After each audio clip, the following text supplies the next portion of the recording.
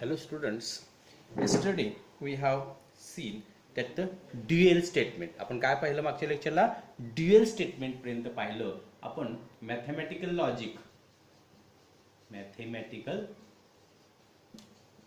Logic चे की point पाहतोय. की पॉइंट्स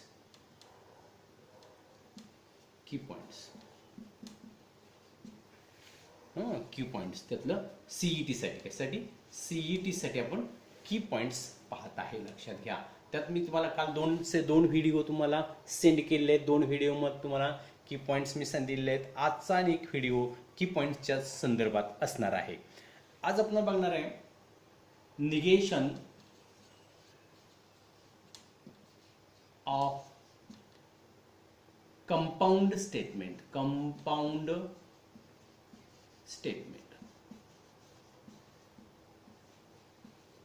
काल आपण कुठं पण पाहिले?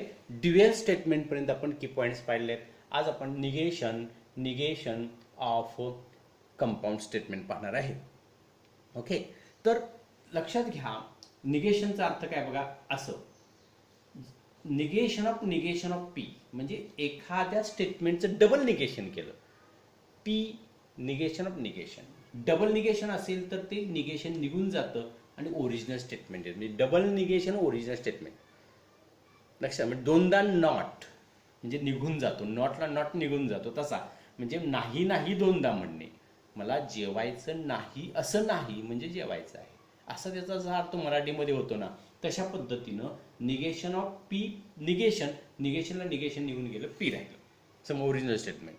सेकंड आहे तो पहा negation of P conjunction Q जर असेल तर त्याचं होतं काय होतं बघा. त्याचं इक्विव्हॅलन्स काय होणं. इक्विव्हॅलन्स आपण काय म्हणणार? इक्विव्हॅलन्स समानता.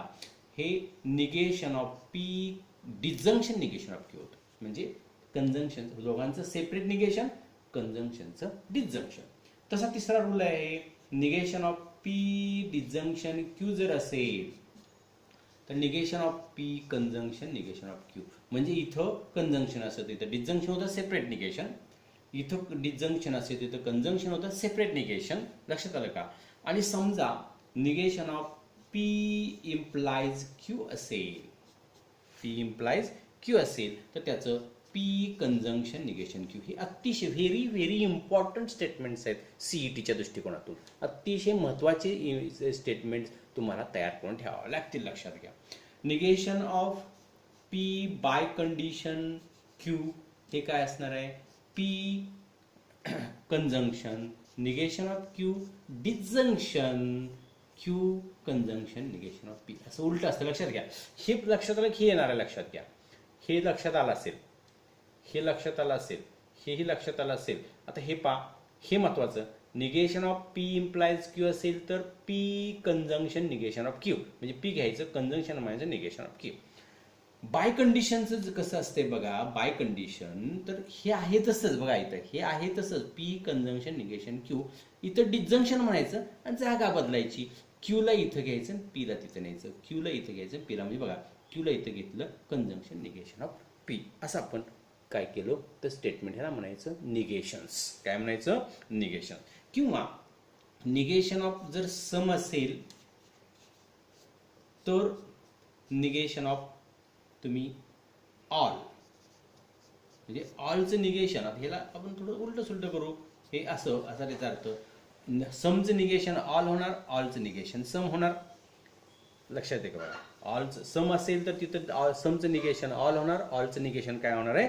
सम होणार आहे. अशा पद्धतीनं हे निगेशन महत्वाचं. लक्षात हे पाठ करून ठेवायला पाहिजे. हे लक्षात राहील, हे लक्षात राहील, हे लक्षात महत्वाचं. हे लक्षात ठेवा. P conjunction negation of Q आणि पी डबल कंडिशन पी इम्प्लाइजचं हे येणार आणि पी डबल कंडिशनचं negation P conjunction negation Q disjunction Q conjunction negation P. हे फिक्स लक्षात ठेवा. पाठच केलेलं अतिशय चांगलं. आता हे जर आपणाला ह्या गोष्टी ज्या आहेत, आता ह्या सगळ्या गोष्टी तुम्ही बघितल्या, ह्या सगळ्या झालेल्याच आहेत आपल्या थिअरीमध्ये. आता हा मात्र सिम्बॉलिकल रिप्रेझेंटेशन जे आहे ते मात्र आपल्याला माहीत नाही आहे. लक्षात घ्या. Symbolical representation. आता सिम्बॉलिकल रिप्रेझेंटेशन बघा कसं. तर समजा निगेशन म्हणजेच त्याला आपण ह्या चिन्हाला काय म्हणतोय आपण, ह्या चिन्हाला निगेशन, या चिन्हाला काय म्हणतोय आपण, हे जे सिम्बॉल जे आहे या सिम्बॉलला आपण काय म्हणणार आहे, निगेशन म्हणणार आहे. काय म्हणणार आहे, निगेशन.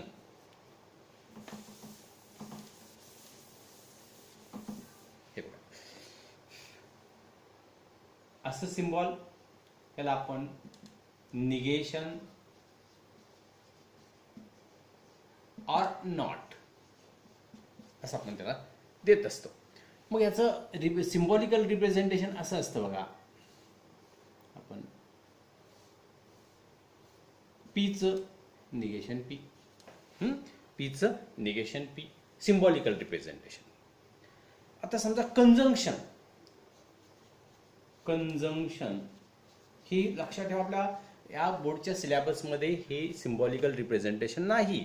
तर कंजंक्शन त्याला आपल्याकडं सिम्बॉल असते, नोटेशन असते. ऑर तुम्हाला माहिती आहे, कंजंक्शन, कंजंक्शनला अँड असते, अँड बट येट जास्त अँड असते, आणि कंजंक्शनला हे असं चिन्ह असते. कंजंक्शन म्हटलं की सिम्बॉलिकल रिप्रेझेंटेशन असं असते पहा, हे हा एक हा बघा, हा भाग असतो तो कंजंक्शनचा. समजा हा ए सेट आहे, हा बी सेट आहे. सेटच्या माध्यमातून सिम्बॉलिकल रिप्रेझेंटेशन जर करायचं असेल, किंवा हा आपल्या नेहमीप्रमाणे आपण जर स्टेटमेंट पी म्हटलं, इथं स्टेटमेंट क्यू म्हटलं, तर बघा सिम्बॉलिकल रिप्रेझेंटेशन हा जो पार्ट असतो याला आपण कंजंक्शन म्हणणार. लक्षात घ्या, हे आपल्या बुकमध्ये नाही आहे, आपण स्टडी केलेलं नाही आहे.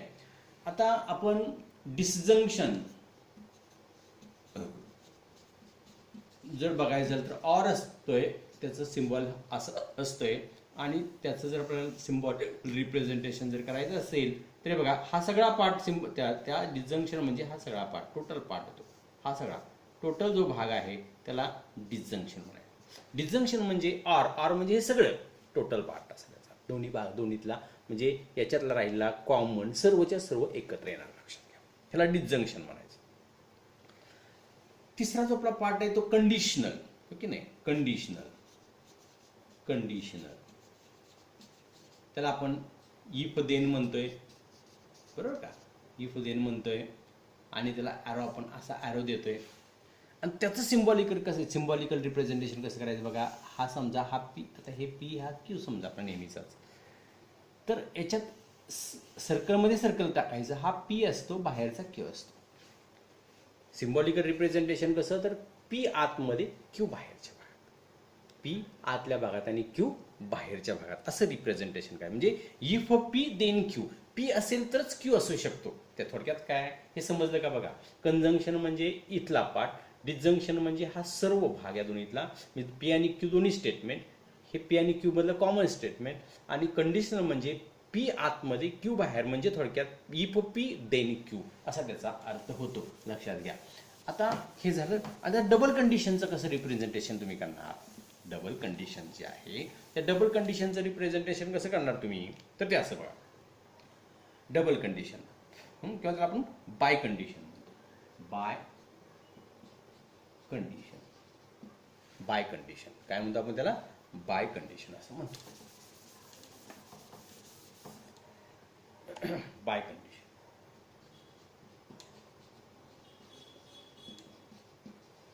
त्याच्याकडे आपलं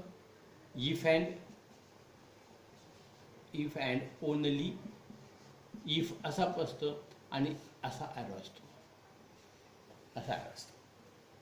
आणि ते रिप्रेझेंटेशन करताना लक्षात घ्या, त्याचं रिप्रेझेंटेशन फार सोपं असते बघा. हा आणि तोच एकातच एक, म्हणजे तोच पी आणि तोच क्यू, तोच पी आणि तोच क्यू, त्याला आपण असं रिप्रेझेंट, लक्षात घ्या, म्हणजे तो रिप्रेझेंटेशन झाला. म्हणजे लक्षात घ्या, बाय कंडिशन म्हणजे पी आणि क्यू एकमेकाला टोटली पूरक आहेत असं त्याचा अर्थ. टोटल पूरक, एकमेकाला टोटल पूरक आहेत, त्याच्यात कोणताही डिफरन्स नाही असा त्याचा अर्थ होतो. हा सुद्धा की पॉईंट अतिशय महत्वाचा. म्हणजे एकच सर्कल काढायचं, बाय कंडिशन म्हणजे एकच सर्कल, त्यालाच पी म्हणायचं, त्यालाच क्यू म्हणायचं, कारण एकात एक आहे. म्हणजे पी जर कम्प्लिटली पी जर इफ अँड ओनली पी याचा अर्थ, जर पी असेल तरच क्यू, पी परफेक्ट असेल तरच क्यू परफेक्ट असणार आहे असा त्याचा अर्थ होतो. म्हणून बाय कंडिशनला ही एक अतिशय महत्त्वाची गोष्ट आहे.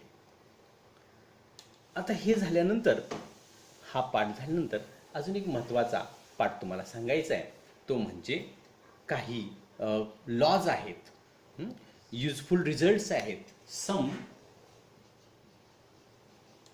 युजफुल रिझल्ट्स आपल्याला बघायचे आहेत. काही युजफुल रिझल्ट्स आहेत त्याचा आपल्याला अभ्यास करायचा आहे. आता ते जे रिझल्ट्स आहेत ते आपल्या बुकमध्ये आहेत. त्यातला पहिला जो रिझल्ट आहे त्याला आयडेम्पोटेंट लॉ असं म्हणतात. आयडेम्पोटेंट लॉ काय असतो? आयडेम्पोटेंट लॉ तर पी डिजंक्शन पी असेल तर पीच असतं, आणि त्याचं कंजंक्शन सुद्धा पी कंजंक्शन पी असेल तर पीच असतं. मग पी असू दे, पी डिजंक्शन पी असेल तर पीच असणार आहे, पी कंजंक्शन पी असेल तर पीच असणार आहे. समजा क्यू क्यू असतं इथं, क्यू डिजंक्शन क्यू क्यूच असणार, क्यू कंजंक्शन क्यू क्यूच असणार. लक्षात घ्या, आलं का लक्षात? आणि मग सेकंड जो पार्ट आहे तो कम्युटेटिव्ह लॉ.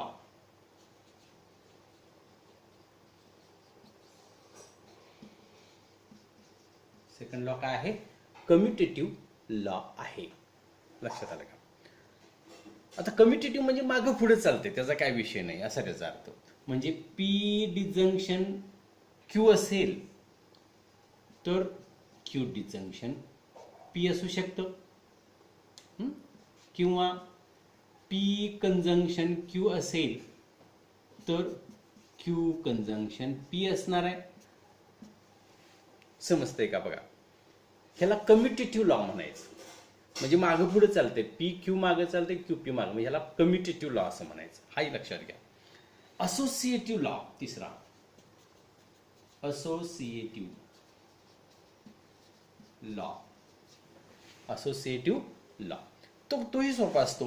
काय असतं बघा, P disjunction Q disjunction R असेल तर त्याचं उत्तर असं बी असू शकतं, P disjunction Q disjunction R, म्हणजे हे मागं पुढं चालतं असं त्याचा अर्थ. तसाच कंजंक्शनच्या बाबतीत होतो. P conjunction Q conjunction R असेल तर P conjunction Q conjunction R असं असू शकतं. ह्याला कम्युटेटिव्ह लॉ असं म्हणतात. ह्याला असोसिएटिव्ह, आयडेम्पोटेंट, कम्युटेटिव्ह, असोसिएटिव्ह. ते पुढचा जो आहे तो डी मॉर्गन्स किंवा डिस्ट्रीब्युटिव्ह म्हणतात. त्याच्या अगोदरचा डिस्ट्रीब्युटिव्ह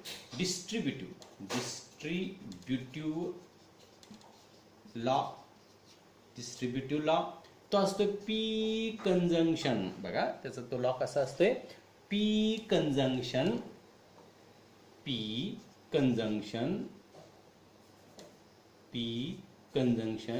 क्यू डिजंक्शन आर असं जर असेल तर मी कसं म्हणतोय त्याचं उत्तर, P conjunction Q disjunction P conjunction R. हे पाठ पाहिजे बघा, हा लक्षात राहील. पण हा लक्षात ठेवा बघा, कसं डिस्ट्रीब्युटिव्ह म्हणजे वितरण. P conjunction Q disjunction R असेल तर P conjunction Q disjunction P conjunction असं असू शकतं. आणि उलट असू शकेल, पी इथं डिजंक्शन इथं कंजंक्शन असेल तर हे तसं असणार, P disjunction Q conjunction P disjunction R. ह्याला म्हणतात डिस्ट्रीब्युटिव्ह लॉ. आणि शेवटचा जो आहे तो डी मॉर्गन्स